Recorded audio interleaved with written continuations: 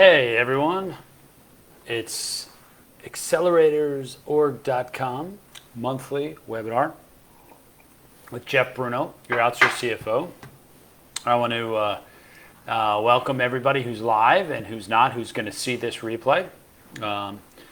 Very excited, of course, again, to bring what I can to help these businesses accelerate their growth. Right, Sean? Accelerate. So here we go today, and I am at a different location, if anyone noticed, but I'm in actually down in Ocean City, New Jersey today. But we'll be back, unfortunately, back home next month. So let's start today with some of the questions. Feel free to send any comments as well. So first submitter is Brad Coleman. He asked, what do I do when an equity partner of mine isn't pulling their weight? I have a business partner who has some equity in my company. I feel as if I am still doing everything needed on the day-to-day startup processes. How can I start the conversation that I need some help in getting things off the ground without demanding help, hurting the business relationship? And advice on team building even when they don't work for you, but with you. Yeah, this is a very common problem, Brad. And I mean, we see it time and time again. We consider, there are things in the small business space, especially businesses under $1 million in this space that, growth causes problems. And initial structures that owners believe they are bringing to the table might not be the case moving forward. There are a lot of problems there. So first off, I would ask you, what is the percentage breakdown? I've mentioned this before in previous seminars, but if at all possible, if it can be a majority scenario for you, since you're the more active partner, that makes sense for decision making, so you can push decision making forward. And then ultimately, you don't need that person's approval. So I don't know what your breakdown is there. But have you put in an operating agreement or a buy-sell agreement from the beginning? Because that also can dictate some of the question marks in the relationship. If you have not, then it's important to set metrics in place. So what do I mean? Well, what does your business partner bring to the table that you expect them to do?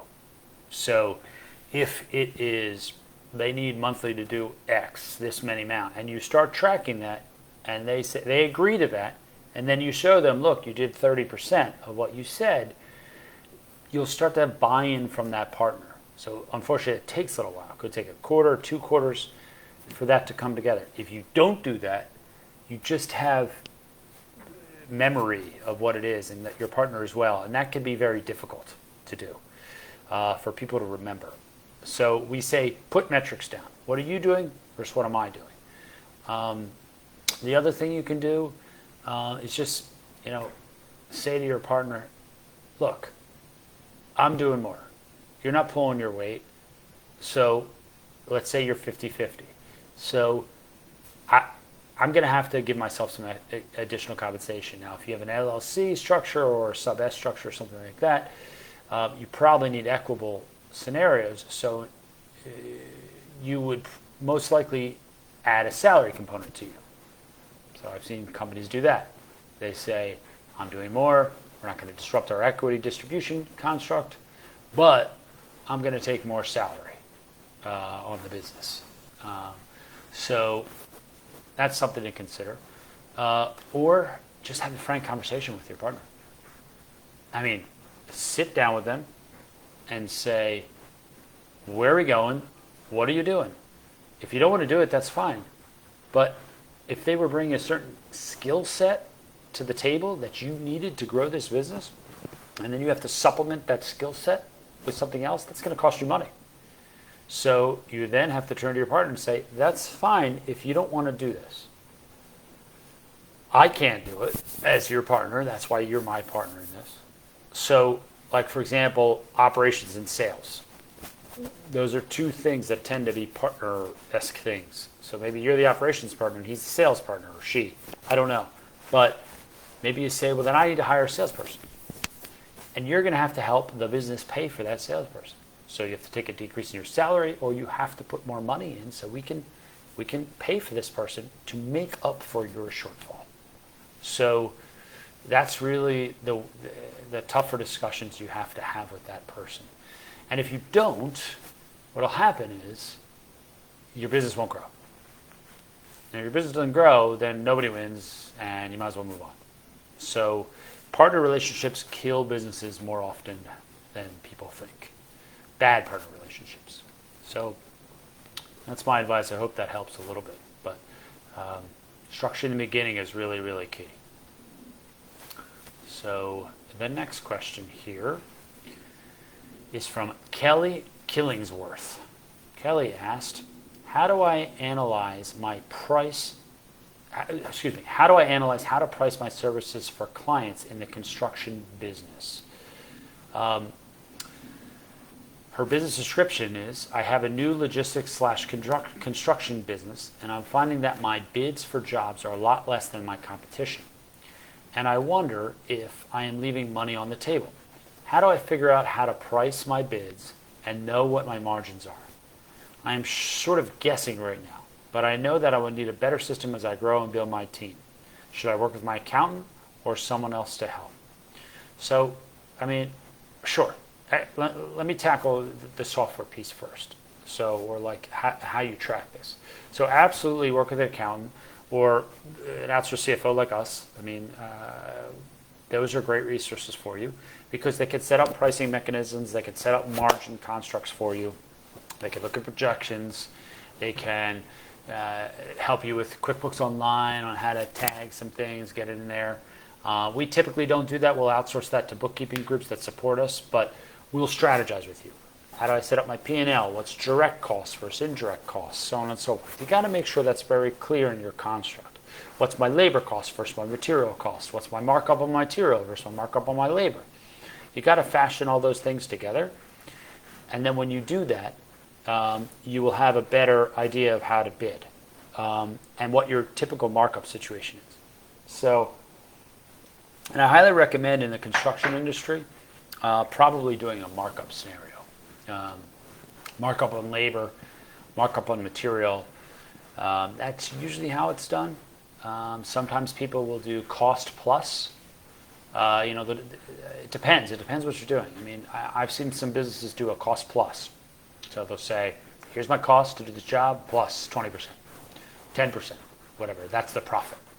So, or they'll do fixed fee, not to exceed kind of relationship, and then that price might be a little bit higher, but the client then knows that they're covered, that they won't exceed scenarios in that if the scope is really well defined. You could do that too. Like you've done a lot of the same projects, and within a margin of error, you're only going to be within a few percentage points of something. You could say not to exceed a certain level, and then if you perform better on your side, you get more profit. Those are ways to bid as well.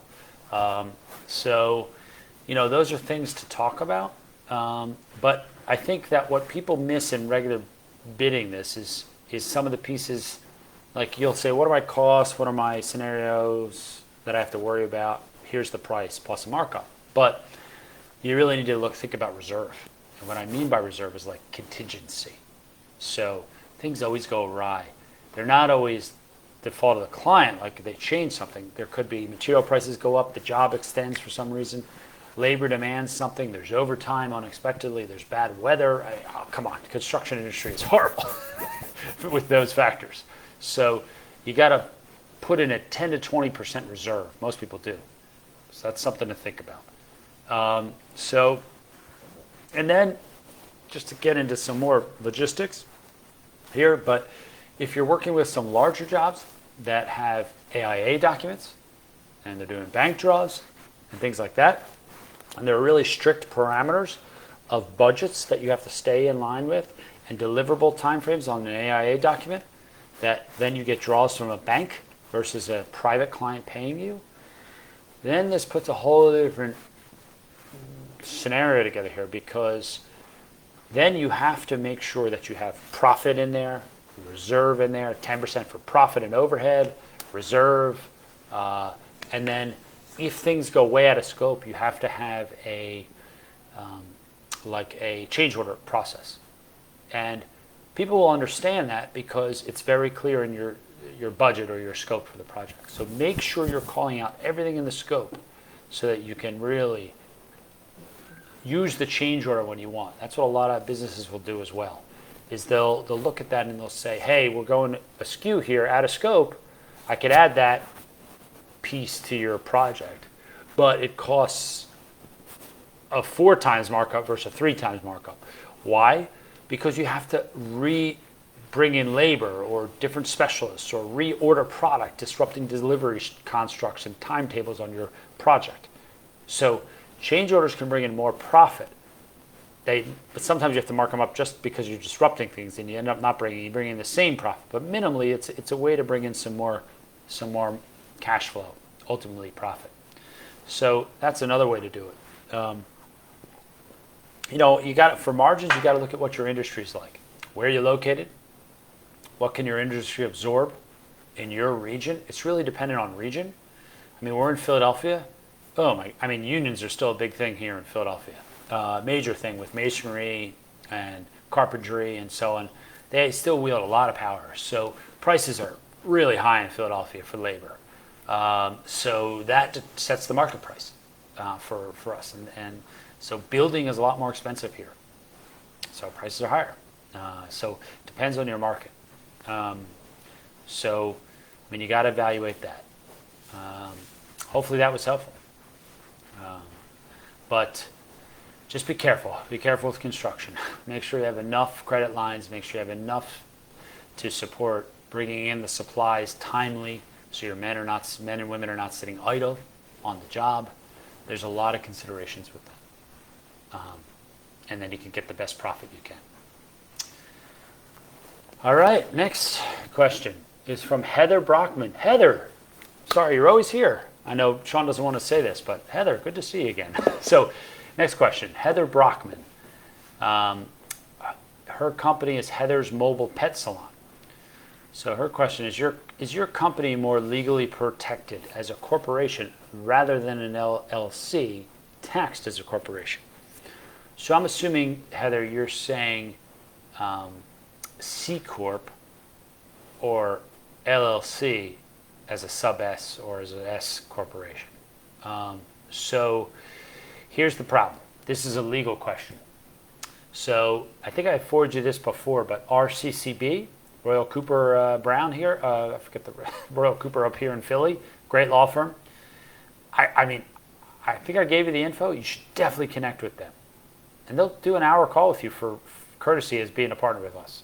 So I highly recommend that, because these are the kind of questions you want to have them evaluate, and they'll evaluate your whole situation. If you want to engage them, fine. If not, don't worry about it. But these are legal questions, so I hesitate to answer these. But to make some generalizations about it, so it will really depend on the state that you're in. So it's critical you understand where you're filing, because certain states have certain regulations that are easier on corporations or LLCs or so on, and make it give you a little bit more liability protection from like employee lawsuits or other things of that nature. But that's state by state. And then versus a corporation versus an LLC, there are so many factors there. I don't know the liability question that much, but there's a lot of tax questions. There's a lot of future considerations on profit distributions. What are you doing outside of this? Are you married? Do you have a joint tax return that carry through income is a factor, or losses is a factor one way or another? There's so many accounting questions around this, more than legal questions. But certainly look at both. And since you are considering expanding this business, and I'm sure, I forget where you're located, but I'm sure at some point you might go to other states since you're a mobile unit. If you get that far, it doesn't matter what state you're in from a corporation, because you could always file doing business in other states. And so really, that's why a lot of companies file in Delaware, because Delaware has a lot of ease and regulations. and liability protections. And then they file as doing business in other states. So I would recommend that. But again, ask an attorney precisely on legal. Thanks. Next, Allison Koyanagi. Her question is, would you recommend self-funding or getting an investor for a new product-based business? Allison owns a digital marketing agency, last name pronounced Koyanagi. I have an idea for a new business. The only problem is that I've never created a product from scratch. I've run a few of the numbers, not all, to get to a prototype made and possible profit margin and so forth. There is definitely a market for this, and although I don't want to say anything specific, it falls into the health and fitness industry. It'll be worth it to create, but I'm not sure if I should self-fund this project or get an investor, especially around this COVID time because I'm being really tight with spending. Well, so Allison, be very careful with spending. Yes, as you noted, in COVID time, especially since you run a digital marketing agency, make sure that you have enough business coming in there. A lot of people are repositioning their marketing, and so I'm sure you can get some good traction there. But let's stay on topic here. So we always do the same thing you probably do with your marketing agency. We tell clients to come up with a marketing strategy, a competitive analysis, a customer analysis. These are all first critical steps in assessing a product. So, of course, costing and financial considerations are huge. So we would be the team that really would support you with, all right, what's the market? You come back with the market information. We pull together the projection. We look at your penetration, your possibility of getting into that market, so on and so forth. And then do feasibility studies of this much in, this much out, so on and so forth. And see what margins make sense for you. But you got to be very careful spending money on a product first. I'm sure you think it's an awesome product, and I bet it is. But there have been huge products that just fail miserably in a marketplace because the entrepreneur did not correctly do a customer analysis. Mainly, it's usually around customer analysis to see, and somewhat competitive, to see if that product would hold in the marketplace, that people would be interested in using that product. So it's, the fit to the marketplace is really important. So, so before you spend a lot of money, make sure you look at fit. Maybe do some focus groups. Get some people to sign NDAs, non-disclosure agreements, so that they can look at your product and see it and give you some feedback over a quarter, 6 months, maybe even a year before you spend too much money. And try that way. So just on a side note here, Allison, I could be one of your focus groups. I don't know if many people on this, on accelerators know this, but I run an outsourced CFO group as the CEO, but I also own a gym. I own an Anytime Fitness, 5,500 square foot gym in Philadelphia. I love it. It's a great spot. And so I could be one of your focus groups if you'd like. Happy to do that for you. We can sign an NDA. And maybe it is great. I'd love to see what your product is. So, that's one way to do it. You were asking about investors too. So outside of friends and family, VC, other angels, so on and so forth, they usually want traction or at least clarity on the product and where it can go and some initial sales. I don't know if you ever watched Shark Tank. I love that show. But, the people who have had, they always ask them the question, have you had sales? So sales is the initial traction that shows that this product can move forward. So I think investors in general are going to be very hard for an idea for you, but that's where friends and family come in. If you have your father, your mother, or your friends who said, I love that idea, oh my God, that's huge. and they jump on board with you and throw you 10 grand, 25, 50 grand to get this moving, that's an option. And then, you probably have to give up a little more of the company at that point because it's pretty risky, but that's an option. So I know that's a lot I was telling you there, but contact me and I'm happy to be a focus group for you. So best of luck with it. Sounds intriguing. Next question is from Marlena Carter. Marlena asks, are there better places to store my working capital and my cash instead of my checking account? Marlena Carter owns a pet grooming business. I have more capital than I need on an ongoing basis and wondering how do I figure out how much to keep in our working capital account, and then how do I get the rest out of the business and invest it, or should I invest it as a business investment? Well, so first of all, Marlena, how much working capital do you need? Like you said, that's the question.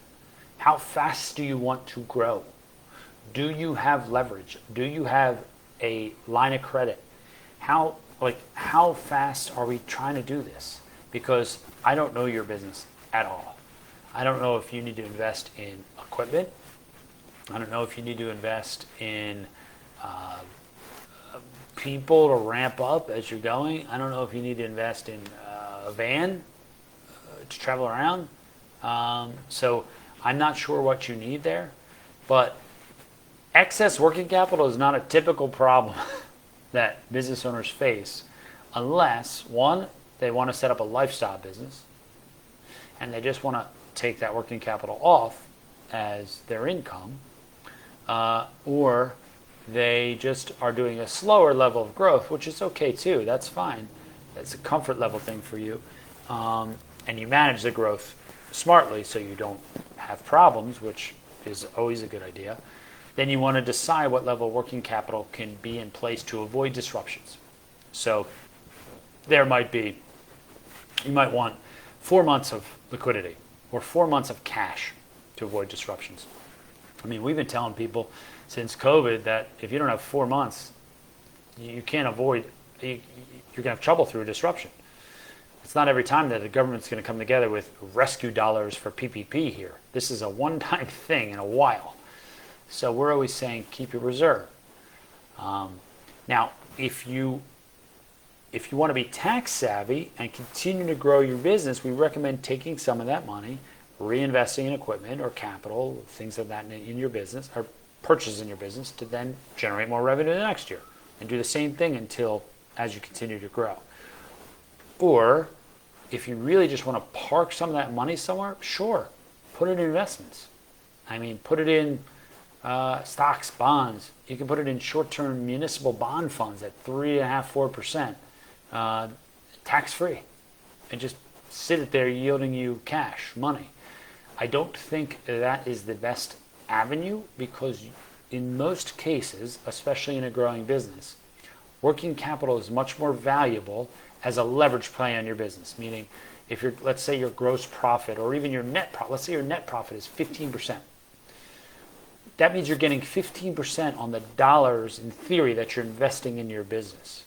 So to grow it, assuming you're keeping same margins and revenue and you're managing your growth. So if you're able to do that, 15% is a much greater return than anything you can invest in the market right now, safely.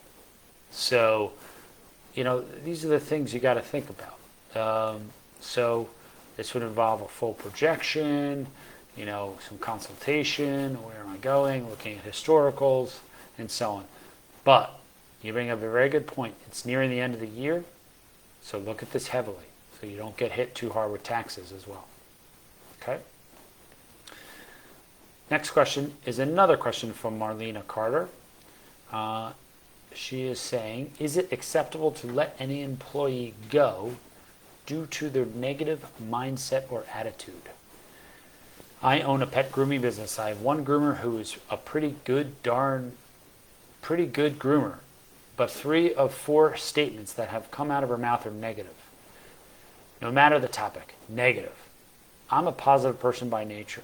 and can find a silver lining in every single situation, and the complaining really annoys the piss out of me after a while, is that enough reason to let her go? Or is it best that I keep her on for the growth of the business and maybe have a blunt heart to heart? How would you handle this? So, Marlena, to further this, this is a very difficult topic too, because there's a lot of considerations here in what is that person doing, right? So is that person forward facing in your business? So is that person saying hi to customers? Is that person part of your customer service where people interact with them? If so, absolutely, they got to go, 100%, because they will disrupt your business. They will cause bad word of mouth, and word of mouth is the number one way businesses, especially small businesses, grow the business. So, got to go. If she's internal and she's really good at what she's doing, and you just maybe avoid her and she does her job and she just likes to do her job and she's in the corner and she's just cranking through her job and she's efficient, and you can get through the mentality thing and just don't talk to her, that's something to consider as well. Sorry if I broke up there, but that's something to consider as well if you just want efficiency and you don't even need to talk to her. But a lot of the time what happens is if she disrupts you, your mental thought process, you're the owner, you're driving the business forward, you're driving the sales, that could disrupt your flow in trying to build your business. So you got to be very careful with that. Again, it's funny how these questions are about people and things like that, but us as CFOs, we deal with this all the time, Marlena. So we're not just doing reporting. We are in there as an embedded CFO for these clients. So this is a constant discussion point. I have a negative situation. How do I do it? Sometimes we'll give them compensation ideas. Sometimes we'll say, they got to go. We see the problem there. We're really part of that executive team. So these are all very relevant topics because ultimately they come back down to the financial aspects of the business. They affect your profit. They affect your advertising. They affect your word of mouth, your growth trajectory. They disrupt you, and you're the number one earner on bringing business in. So these are things that we discuss all the time. So I would say, depending on the situation, get her out or put her in the corner. Just be careful she doesn't burn the building down, like Office Space. for anyone who's old enough to remember that scene. Next, let's go to, is this the last question? Yes, this is the last question. So this one is from Sarah Hamilton. And she asks, how do I determine which KPIs I should be reviewing as a business owner as I am growing? I own a hair salon business. I own 2 locations and I am expanding, and I want to set up a system to be able to monitor certain data as we grow and look at it quickly. How do I figure out what I should be looking at? And then what system or software do I actually do it in? What kind of consultant do I hire to help me with this? So, Sarah, first off, you should probably get a remote bookkeeping group who is very familiar with QuickBooks Online or Xero or some other accounting system. You can do this all in accounting systems most likely. Or they can pull some easy reporting for you that you can use. But if you own 2 locations and you want to expand, you got to look at the profitability of those locations. So you got to look at KPIs to look at are, very simply, what are my material costs? That's X. What are my labor costs? People who cut the hair. That's Y. Do I need bonus structures, commission structures in there? There we go. That is all my variable expense right there. So you take that all, because it's all variable. You need products as your sales grow. You need more people, and you need maybe commission for those people, or how the breakdown is of how they get paid on the amount of jobs being done. I don't know how you structure their pay, but you take your full variable component. Now, I've said this on other webinars. Don't think of variable as costs that are here and not here. Think of variable as costs that apply to your revenue. The more haircuts you do or other services you do, the more variable cost. You will then get to a metric which we call the contribution margin. That is your most important metric in your business, period.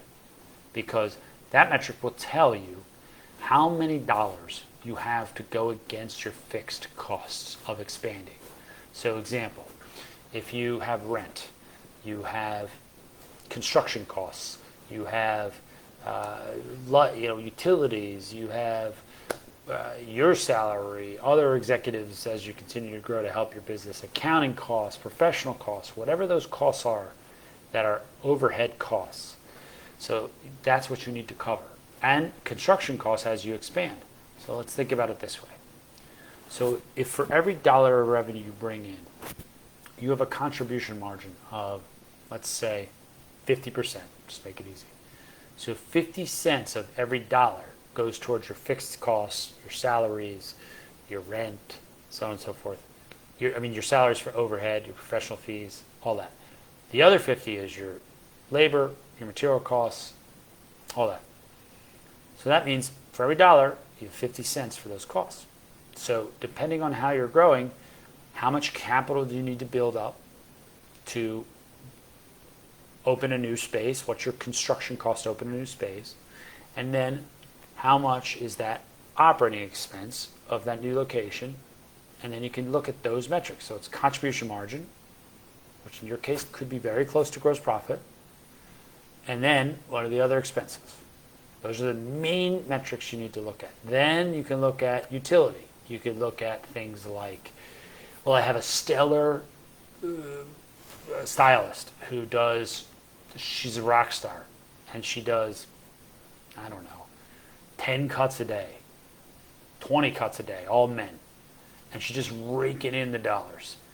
And so that's better for her. And there's somebody else who's a little bit slower, takes more time, jibber jabbers all the time, and they're not making you as much. So there's a utility function there. So that's a metric you want to look at. The high performers, you can give them more money because they're bringing in so much more dollars that go to your bottom line for expansion. And the other performers, you might have to get rid of them, or you just have to give them less of a cut of the scenario so you can have a little bit more of a margin play there. So there are a lot of considerations in those metrics, utility being one.